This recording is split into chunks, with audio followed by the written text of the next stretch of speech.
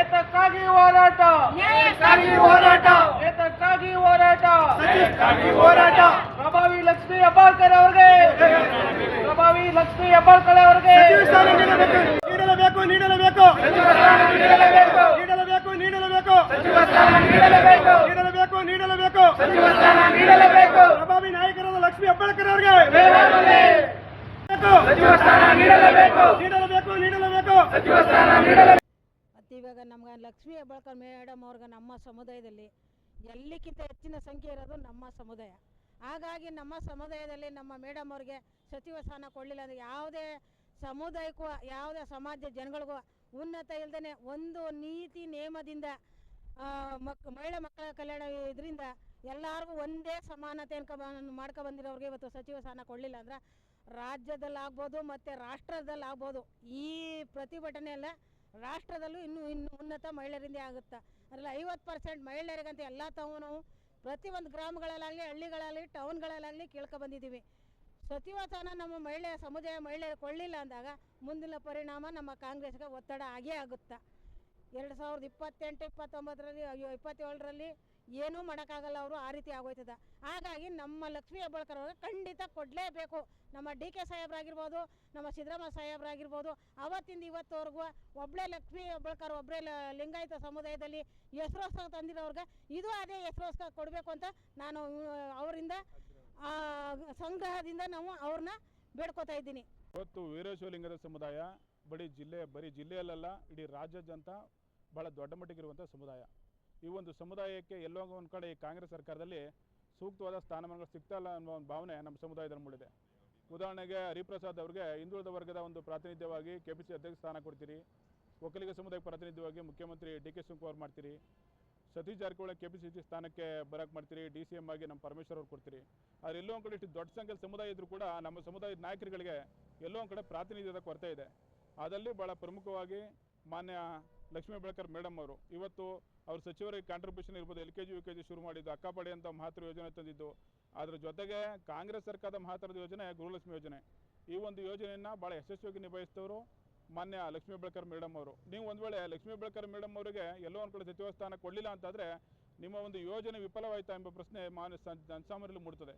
ಅದಲ್ಲದೆ ಇವತ್ತು ಮಹಿಳೆಯರ ಪ್ರಾತಿನಿಧ್ಯವಾಗಿ ಲಕ್ಷ್ಮೀ ಹೆಬ್ಬಾಳ್ಕರ್ ಅವರು ಕೆಲಸ ಮಾಡಿದರು. ಎಲ್ಲೋ ಒಂದು ಕಡೆ ಈ ಸರ್ಕಾರಗಳು ಹೇಳ್ತವೆ ಮಹಿಳೆಯರಿಗೆ ಪ್ರಾತಿನಿಧ್ಯ ನೀಡಬೇಕು ಅಂತೇಳಿ. ನೀವು ಮಹಿಳೆಯರಿಗೆ ಪ್ರಾತಿನಿಧ್ಯ ನೀಡಬೇಕು ಅಂತೇಳಿ ಮಹಿಳೆಯರಿಗೆ ಸಚಿವ ಸ್ಥಾನ ಕೊಡಲಿಲ್ಲ ಅಂತ ಹೇಳಿದ್ರೆ ಆ ಒಂದು ಮಾತಿಗೆ ಅರ್ಥ ಇರೋದಿಲ್ಲ. ಹಾಗಾಗಿ ಇಡೀ ವೀರಶೈವಲಿಂಗ ಸಮುದಾಯ ನಮ್ಮ ಮೈಸೂರು ಜಿಲ್ಲೆಯಲ್ಲಿ ಮಾತ್ರ ಅಲ್ಲ, ಇಡೀ ರಾಜ್ಯದೆಲ್ಲೆಡೆ ಮನವಿ ಒಂದೇ ಮತ್ತು ಆಗ್ರಹ ಒಂದೇ, ಮಾನ್ಯ ಲಕ್ಷ್ಮೀ ಹೆಬ್ಬಾಳ್ಕರ್ ಮೇಡಮ್ ಅವರಿಗೆ ಸಚಿವ ಸ್ಥಾನ ನೀಡಬೇಕು ಅಂತೇಳಿ. ಯಾವುದೇ ಪಕ್ಷ ಇರಲಿ, ಕಾಂಗ್ರೆಸ್ ಇರಲಿ, BJP ಇರಲಿ, ಡಿಸೈಡಿಂಗ್ ಫ್ಯಾಕ್ಟರ್ ಸಮುದಾಯನೇ ವೀರಶೈವಲಿಂಗದ ಸಮುದಾಯ. ಒಂದು ವೇಳೆ ನೀವು ಮಾನ್ಯ ಲಕ್ಷ್ಮೀ ಹೆಬ್ಬಾಳ್ಕರ್ ಮೇಡಮ್ ಅವರಿಗೆ ಸಚಿವ ಸ್ಥಾನ ಕೊಡಲಿಲ್ಲ ಅಂತ ಹೇಳಿದ್ರೆ ಅದರ ಪರಿಣಾಮವನ್ನು ಮುಂದಿನ 2 ವರ್ಷದಲ್ಲಿ ಕಾಂಗ್ರೆಸ್ ಸರ್ಕಾರ ಅನುಭವಿಸ್ತದೆ.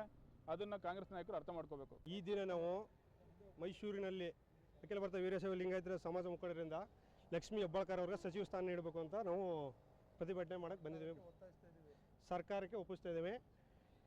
ಈ ಮಾನ್ಯ ಸಿದ್ದರಾಮಯ್ಯ ಮಾಜಿ ಮುಖ್ಯಮಂತ್ರಿಗಳು ಸಿದ್ದರಾಮಯ್ಯನವರು, ಹಾಲಿ ಮುಖ್ಯಮಂತ್ರಿಗಳು DK ಶಿವಕುಮಾರ್ ಸಚಿವ ಸಂಪುಟಕ್ಕೆ ಸಚಿವ ಸ್ಥಾನ ಸಿಗಬೇಕು ಲಕ್ಷ್ಮೀ ಹೆಬ್ಬಾಳ್ಕರ್ ಅವ್ರಿಗೆ ಅಂದ್ಬಿಟ್ಟು ನಾವು ಇವತ್ತು ಇಲ್ಲಿ ಬಂದಿದ್ದೀವಿ ಹೋರಾಟ ಮಾಡೋಕ್ಕೆ. ಇವತ್ತು ಹೋರಾಟ ಮಾಡಿದವ್ರಿಗೆ ಸುಮ್ಮನೆ ಎಚ್ಚರಿಕೆ ಕೊಡ್ತಾ ಇದ್ದೀವಿ. ಇನ್ನು ಕೆಲವೇ ದಿನಗಳಲ್ಲಿ ಸಚಿವ ಸ್ಥಾನ ನೀಡಲಿಲ್ಲ ಅಂದ್ರೆ ರಾಜ್ಯದಂತ ಪ್ರತಿಭಟನೆ ಮಾಡ್ತೀವಿ.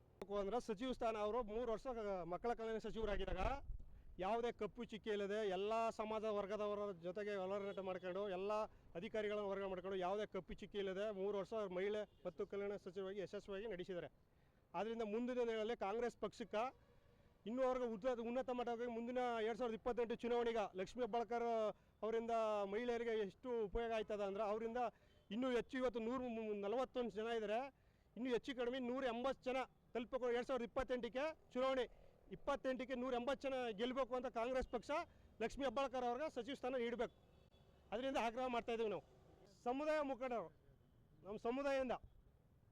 ಯಾಕಂದರೆ ಒಂದು ಕಪ್ಪು ಚಿಕ್ಕೆಯಲ್ಲ ಯಶಸ್ವಿಯಾಗಿ ಅದು ಬೆಳಗಾವಿಲಿ ಇರೋದವರು, ಬೆಳಗಾವಿಯಿಂದ ಹಿಡಿದು ಇಡೀ ಕರ್ನಾಟಕ 30 ಜಿಲ್ಲೆಯಲ್ಲಿ ಅವರದಾದಂಥ ಚಾಪು ಮೂಡಿಸಿ ಅವರದಾದಂಥ ಎಲ್ಲ ಸೇರಿ ಮಹಿಳೆಯರಿಗೆ ಎಲ್ಲ ಯಾವುದೇ ಒಂದು ತೊಂದರೆ ಆಗದಂಥ ಯಾವುದೋ ಹೊಸದಾಗಿ ಒಂದು ಇದು ಮಾಡಿದ್ದಾರೆ.